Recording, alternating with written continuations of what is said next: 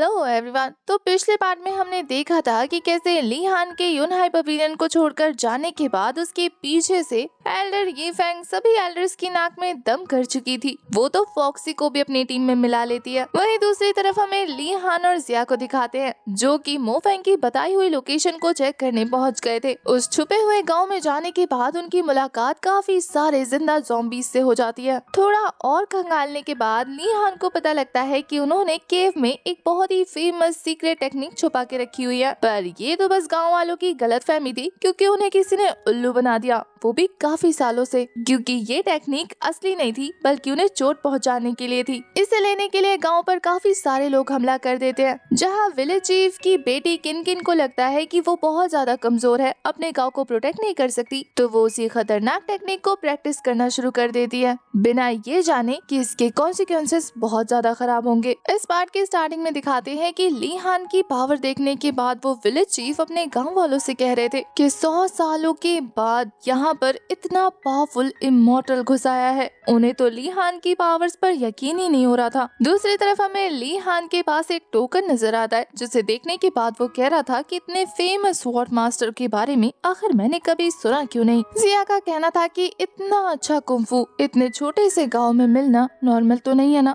ऐसा लगता है जैसे कि वो यहाँ पर छुपने के लिए आए होंगे। इस बारे में तो ली हान भी गौर करने लगता है। वहीं दूसरी तरफ हम उन सभी गांव वालों को दिखाते हैं जो कि नील डाउन होकर हमारे ली हान से कहते हैं कि प्लीज हमारी रक्षा कीजिए, इसके बदले में हम कुछ भी करने को तैयार हैं। ली हान उन सभी की बातें सुनने के बाद कह रहा था कि मैंने तुम्हारी मदद सिर्फ एक बार की है, इसका मतलब ये नहीं है कि मैं हमेशा तुम्हें प्रोटेक्ट करता रहूंगा। वैसे भी अब यहाँ पर हजारों सेक्ट्स आएंगे उस कुंफू को हासिल करने के लिए, इसलिए बेहतर होगा कि तुम सभी लोग यहाँ से शिफ्ट हो जाओ, वरना तो तुम में से कोई भी जिंदा नहीं बचेगा। ये सुनने के बाद विलेज चीफ ली हान के सामने अपनी परेशानी जाहिर करते हुए बता रहे थे कि हम इस गांव को छोड़कर कहीं भी नहीं जा सकते क्योंकि हमारे साथ ये बूढ़े लोग रहते हैं जो कि अब एक जिंदा ज़ॉम्बी बन चुके हैं। इन लोगों ने इस विलेज को प्रोटेक्ट करने के लिए ही अपनी लाइफ सेक्रीफाइस कर दी। अब इन लोगों को इग्नोर करके यहाँ से जाना गलत होगा, और वैसे भी अगर हम इनके साथ किसी और जगह पर शिफ्ट होंगे तो वो लोग तो हमसे डर के भाग जाएंगे ना। ली हान को भी उनकी बातें बिल्कुल वैलिड लग रही थी, इसलिए वो उन सभी को खड़ा करता है, जिसे देखकर जिया भी लाइक अब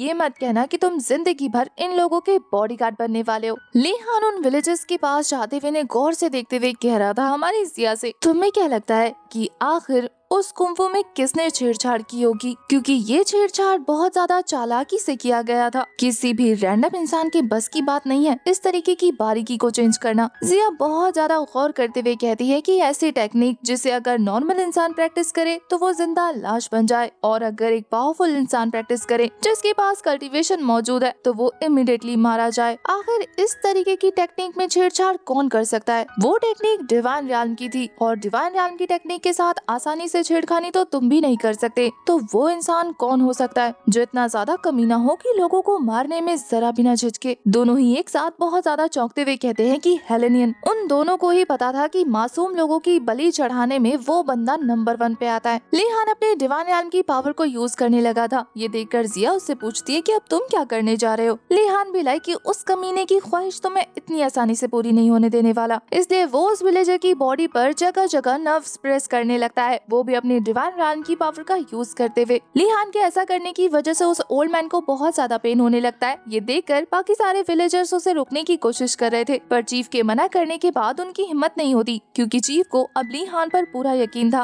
वहीं दूसरी तरफ हमें ली हान को दिखाते हैं उसकी टेक्निक की वजह से ये ओल्ड मैन बिल्कुल पहले जैसे हो गए थे। वो ओल्ड मैन तो अपनी हालत देखने के बाद बहुत ज्यादा खुश हो गए थे। वहीं बाकी सारे विलेजर्स को यकीन नहीं होता कि ली हान उन्हें ठीक भी कर सकता है। जिया समझ गई थी। वो कहती है कि इसका मतलब ये है कि तुमने उस टेक्निक को रिवर्स कर दिया जिससे उसका असर कम हो चुका है। ली हान भी लाइक सही पहचाना। ली हान की ये वाली टेक्निक देखकर तो विलेज हेड उनके आगे फिर से नील डाउन होते हुए उन्हें रिस्पेक्ट के साथ शो करने लगते हैं कि वो कितने ज्यादा खुश हैं इस चीज से। साथ ही वो ली हान को थैंक यू करते हैं उनकी इतनी ज्यादा हेल्प करने के लिए। ली हान उन्हें ज्यादा खुश होने से मना कर रहा था, ये कहते हुए कि मेरी इस टेक्निक की वजह से ये इंसान सिर्फ दिन में ही इंसानों की तरह रह सकता है, पर उस कुंफू को प्रैक्टिस करने की वजह से वो पूरी तरह से ज़ॉम्बी नहीं लेकिन आधा ज़ॉम्बी है, इसलिए रात को वो वापस से ऐसा लिविंग डेड बन जाएगा। पर विलेज चीफ के लिए तो इतना ही काफी था कि वो दिन में सही सलामत है ताकि लोगों को बेवकूफ बनाया जा सके। इसी के साथ सीन शिफ्ट होता है और हमें उन्हीं मरे हुए लोगों को दिखाते हैं जिन्हें लीहान ने पिछले एपिसोड में निपटाया था। उन सभी को चेक करने के लिए उनके एल्डर्स आ जाते हैं। इस एल्डर का नाम जुआन था जो अपने डिसाइपल्स को मरा हुआ देखने के बाद कहते हैं कि तभी तो मैं सोचूं कि ये लोग 2 दिन से वापस क्यों नहीं आ रहे थे, क्योंकि ये मारे जा चुके हैं। इसका मतलब ये है कि यहाँ रहने वाले लोग नॉर्मल विलेजर्स तो बिल्कुल भी नहीं है। इंटरेस्टिंग, अब मजा आएगा। वहीं उन सभी लोगों की लाशें देखने के बाद उनके साथ आए हुए एल्डर तियान कहते हैं,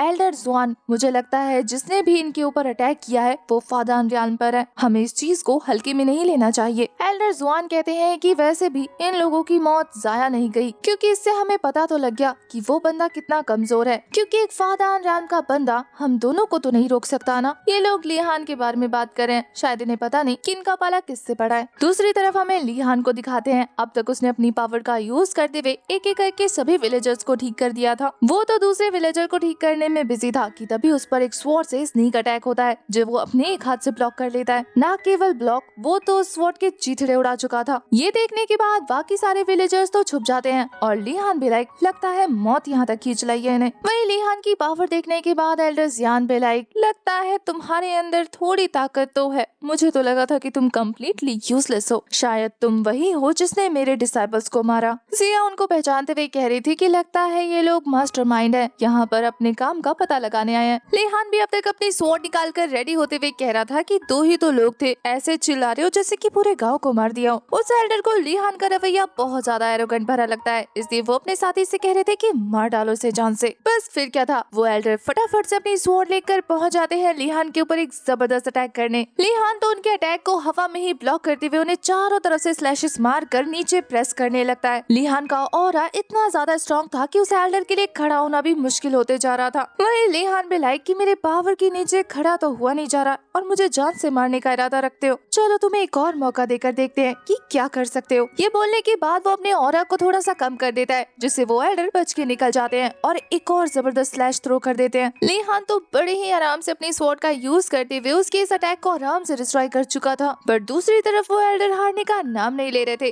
वो दोबारा लीहान पर अटैक थ्रो करने के लिए आगे बढ़ने लगते हैं। पर तभी अचानक से वहाँ पर वो डम गाय आते हुए कह रहा था कि फाइट अच्छी है, लेकिन क्या आप लोगों को पता है किन-किन पहले से भी ज्यादा स्ट्रॉन्ग हो गई। उसके ऐसा बोलते ही वहाँ पर उड़ती उड़ती किन-किन पहुँच गई थी, जिसकी आंखों का कलर पूरी तरीके से चेंज था। लीहान को वो थोड़ी सी अजीब तो लग रही थी, लेकिन उससे भी अजीब था जब वो काफी स्पीड के साथ आगे बढ़ते हुए उस एल्डर पर अपने फिंगर से अटैक कर देती है। स्टार्टिंग में तो सबको लग रहा था कि ये बस एक नॉर्मल अटैक है, पर पलक झपकते ही उस एल्डर के चीथड़े उड़ गए थे। ऐसा लग रहा था जैसे कि उन्हें किसी ने बम से बांध दिया हो। किन-किन के उस अटैक की वजह से इतना जबरदस्त ऑरा रिलीज होता है कि बेचारा वो डम गाय जमीन पर गिरते हुए कह रहा था कि कितनी ज्यादा स्ट्रॉन्ग है ये। अच्छी फाइट थी किन-किन, और लड़ो। वहीं किन-किन की इतनी ज्यादा पावर सभी को चौंका देती है। ये देखने के बाद कि यहाँ पर एक और पावरफुल बंदा है, वो एल्डर घबराकर अपनी फुल पोटेंशियल यूज करने लगा था, इससे पहले कि वो अपने पावरफुल थंडर अटैक को थ्रो कर पाता। किन-किन पलक झपकते ही उसके पास पहुंचकर उसका भी काम तमाम कर देती है। किन-किन के अटैक इतने ज्यादा जबरदस्त और पावरफुल थे कि उनमें से किसी की लाश तक नहीं बचती। उन लोगों को मारने के बाद तो उसके चेहरे पर जरा सी भी शिकन नहीं थी।